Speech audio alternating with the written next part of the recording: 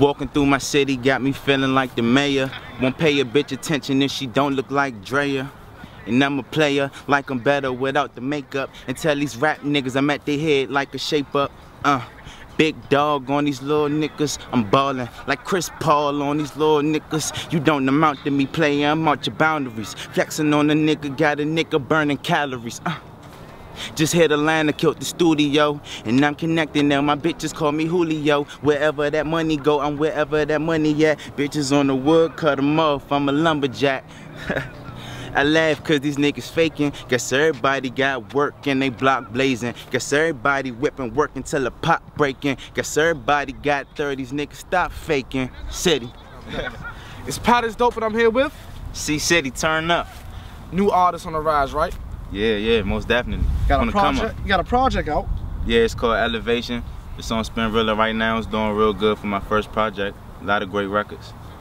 Give me the rundown of how you put it together and who's on it, and give me some facts about the mixtape that you would want somebody to know who doesn't know nothing about you. Right. Well, as far as the mixtape, it's a lot of real music. It's not, cause you know most of the artists from this area, is no disrespect to nobody.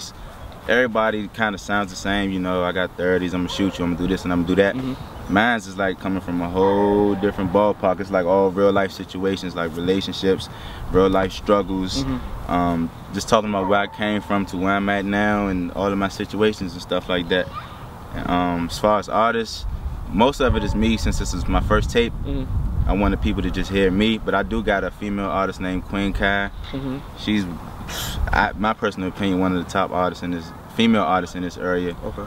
She put a video up that Nicki Minaj looking ass bitches, and it hit World Star the next day. But it's a great tape. Most up. So somebody sent me the video. That's how I found about you. You know what I'm saying? I'm like, alright, it's cool. You know, it's real cool. It's refreshing music. Give me the rundown on the video. How you shot it, you edited it, and you were the person in the video. Right. You know what I'm saying? Yeah. See, when I be saying that, a lot of people don't even believe in it, but I have a tripod for certain scenes, but I do have a person sometimes that's there, you know, to move the camera around and stuff to get the different angles. But even with the editing, I do all the editing and the engineering too. I engineer, so I'm like a triple threat. Most up. Give me some personal details. Your father was a boxer. What else do you do besides rapping, editing, engineering, shooting? Give me some personal details right now. Yeah, my father, Andrew Council, was a top fighter in the DC area. And besides engineering and stuff like that, man, I'm into fashion and all that. Music is basically my life, man. I'm either shooting a video, editing, or helping other up-and-coming artists. Like a lot of up-and-coming artists look up to me and ask for my advice, want me to help them write records. I write records. I've been offered a deal from Sony, a ghostwriting deal before. So basically everything I do has to do with music. So who's the biggest artist? Not biggest, but who's some artists out here you got relationships when it goes past music? You know, y'all actually text each other, y'all cool, y'all can go out, y'all can, you know what I'm saying, hit the club together, you know what I'm saying? Give me some artists right now. Well, as far as artists, I'm cool with Light Show. I be seeing him at the gym when Dusty Harrison, when he be training. So that's how I met Light Show. We talked about chopping it up and doing the record and stuff.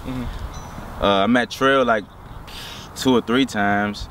And he judged me on one of my performances one time and seen me in the hallway and pulled me to the side and gave me some real good advice. Told me he liked what I was doing and just stay 100 and keep doing me. How was that show though? You told me, you know what I mean, you was one of the only people that got the most all 10s or all love in it. How was that situation? Man, never seen so many artists in my life. Like I knew the DMV had endless artists, but bro, I seen over 100 artists, and for Trill to tell me that out of hundreds of artists that I was one of the only ones that got all 10s, that motivated me a whole lot, because I know he started where I started from and look at him now. So, you know, just to see another artist that's on, recognize and appreciate what I do, it definitely motivated me. How far do you think you gotta take your social media to really get out here? Because you told me, you know, it's on a rise. You told me you got relationships with a lot of people from BOA to Steve Francis, Maserati Music. You know, you and That's the Big Fella was just in Atlanta with, you know what I'm saying, some other people. But you know what I'm saying, a lot of people get on via social networks. You know what I'm saying? Yeah, and that's the key. What's a goal for summer for you? Well, of course, keep on pushing the tape. this social network building my buzz. That's the thing. I just gotta push. I have to get people to hear me. I already know once they hear me, they're gonna like it. I got the image, I got the look, I got the good music. So all I need is the people to hear it and stuff like that. So I plan on hitting up a lot of colleges. Like when I was just in Atlanta, I had drove right down to Florida to FAMU, was passing CDs out to the students at FAMU because I know a couple people that went there. And so I gained a couple fans from doing that. So it's just basically doing the street work, out here pushing CDs and stuff like that. Like I want to do the social media, but I'm still gonna do it the old school way with these CDs, you know. So what's next? We got the video out, we got the tape out, you know. What was the experience in Atlanta like? Man, Atlanta's a whole different culture. Like when I was in the hotel waiting on Steve and Fast the Big Fella, random dude came up to me, was like, yo, you know any rappers? I'm like, yeah, I'm a rapper. He was like, I just moved here from VA, I make beats, got his number, so now we working together. It's just like, Atlanta's like a big networking field. And that's what I'm trying to like, eventually I want to get a spot out there too, so I can be out there networking and stuff. Even the people I was in the studio with, the engineers, they was like, man, whenever you in town, take my number, we can work, no charge. So it's just, it's love, it's way more love, I can't say that. So give me the rundown with BOA and Maserati Music. As far as BOA, I'm cool with Greg, me and Black Cobain cool, but as far as Greg, like we've had meetings, gave me a lot of advice, told me if I ever need anything, ever need him, just call him, I got his number, just hit him up, and told me he liked what I'm doing, and he was giving me advice on my mixtape as far as, you know, the placement of songs, which songs I should place in what order. And Steve, he's been interested in me for a long time. He's the one that flew me out to ATL to work with Fast the Big Fella and Young Fresh. We got a song together, and they show love too. And both of them, I just been talking to both of them. Like I was in the studio while Miss Sasha was recording her EP. Okay. So I got to see how BOA works and what they do behind the scenes and how they go about business and everything. So I'm just learning a lot. Just a lot of behind the scenes stuff. All right, so how did you get started rapping? Like when was the day or the time period in your life where you was like, yo, I'm about to really take this craft seriously?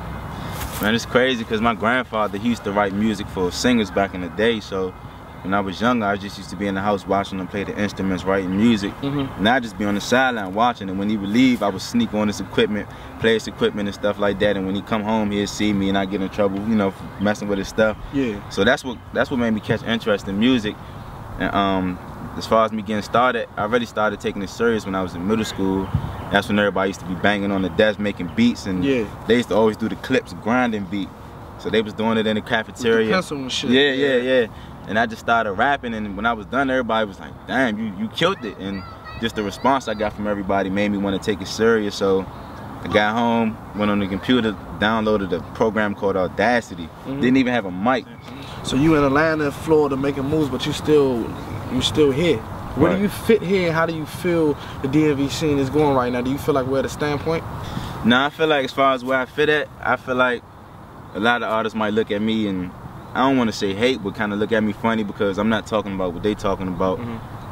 Like I said, most artists is talking about, you know, the street life. Not saying I don't do anything in the streets, but it's just my mind is bigger than that.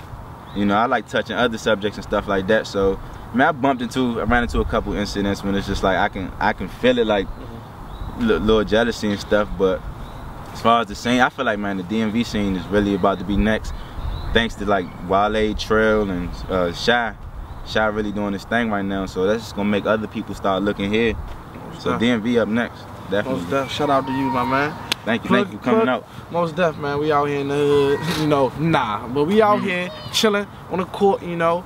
Plug your social media, man. You need to go ahead and tell them niggas to follow you, check your music out, plug the tape. Go ahead, man. Most definitely.